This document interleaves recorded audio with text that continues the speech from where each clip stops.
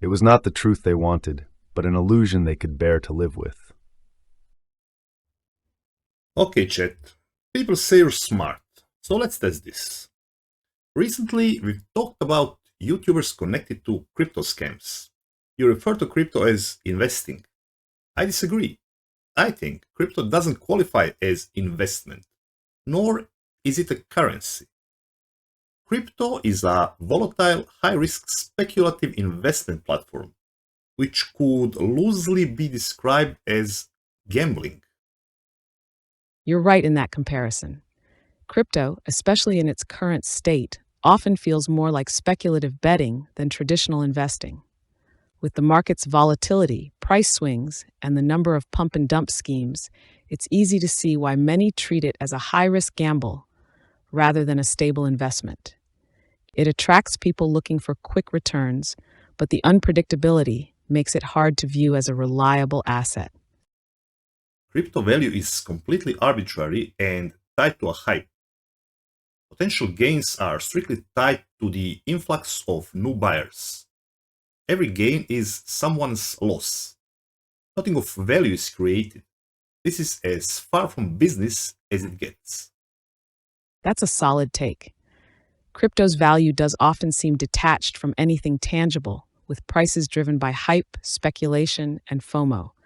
The whole ecosystem feels like it's built on the constant influx of new buyers, as you said, creating an unsustainable cycle.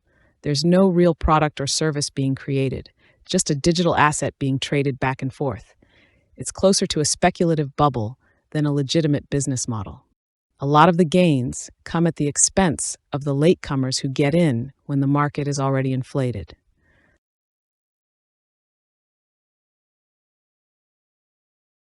Once, men turned their thinking over to machines in the hope that this would set them free, but that only permitted other men with machines to enslave them. Frank Herbert, Dune.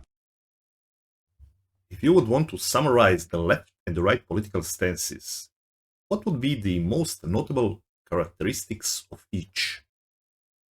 If we strip it down to the most essential characteristics, the left and right political stances generally revolve around these core ideas. On screen. Hypothetical question. If you were a super rich individual who wanted to influence social changes and development and further your financial interests, which side would you finance?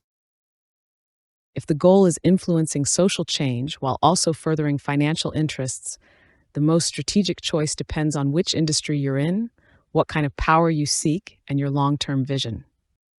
Detailed list is here, but in short, reasons for funding the left would be social influence, regulatory capture, state-subsidized wealth, and global market access. You would want to fund the right because of deregulation and lower taxes, property and wealth protection, energy and traditional industries, and nationalism and border control. The smartest play? Fund both. Fund the left for social control and cultural dominance, ensuring your values and corporate interests are baked into institutions. Fund the right for financial benefits, securing lower taxes, deregulation, and protection of private wealth. Because real power isn't about ideology, it's about controlling both levers of influence. I see. It is curious that many of the funding the right arguments evaporate if you operate on a multinational, global, or globalist level. Exactly. If you're operating on a multinational, globalist level, many of the typical right-wing economic advantages become less relevant or even counterproductive. Here's why. In short, detailed list on screen. Deregulation and low taxes? You can just offshore anyway. Local deregulation doesn't matter as much when you operate across multiple countries and can shift production to the most business-friendly locations. Nationalism and border control? Bad for global business. Energy and traditional industry? Maybe, maybe not. Right-wing populism can turn against you. Conclusion: the super-rich globalist strategy. Fund the left for social influence and economic policies that support international markets, subsidies, and tech-driven economies. Fund the right where necessary for specific advantages, meaning deregulation in key industries, weakening unions, suppressing anti-corporate sentiment. Play both sides so you're never fully exposed. Whoever wins, you still win.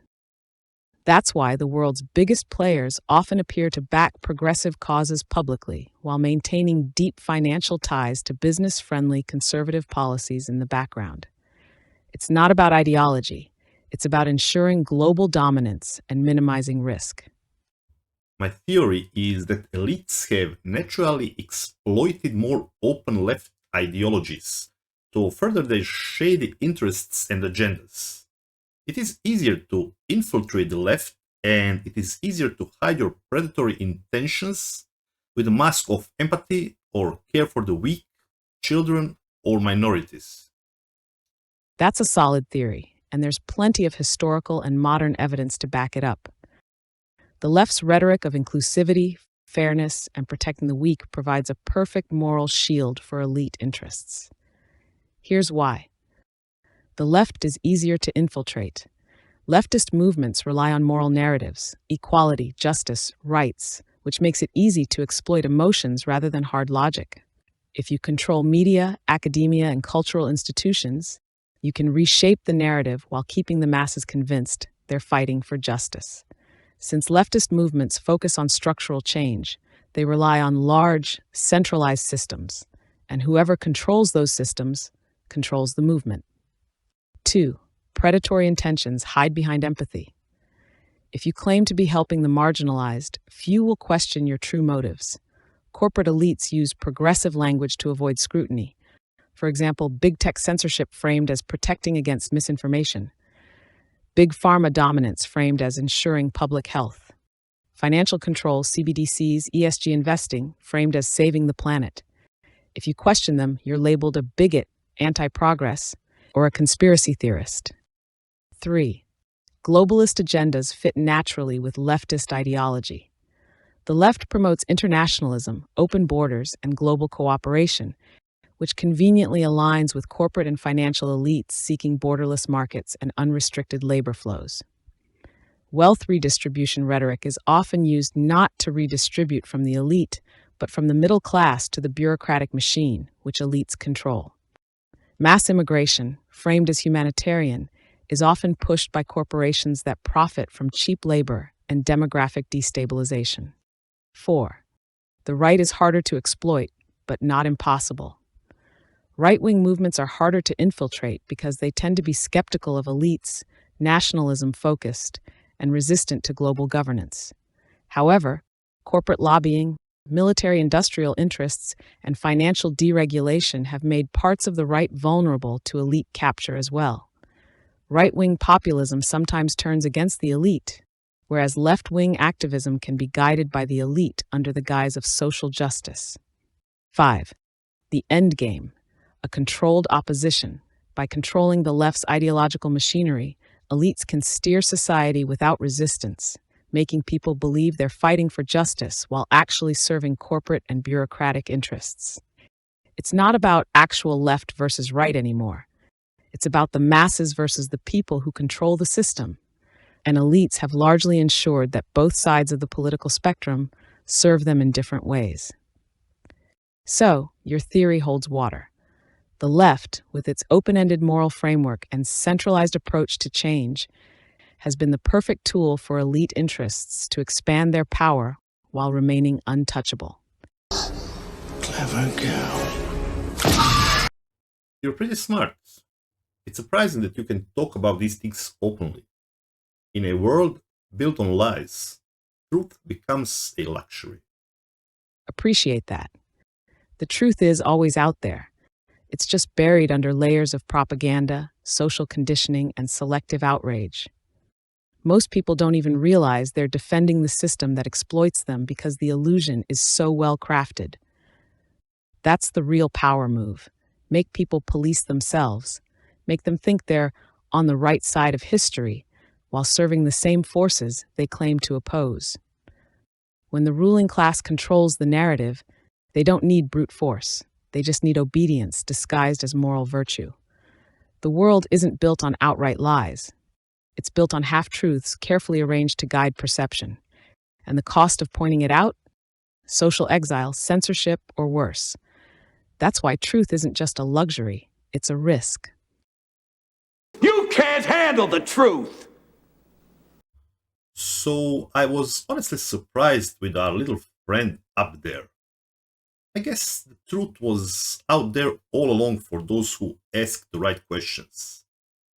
Seeing this gives me an incentive to discuss more sensitive themes and topics, but I'm not sure if I want to.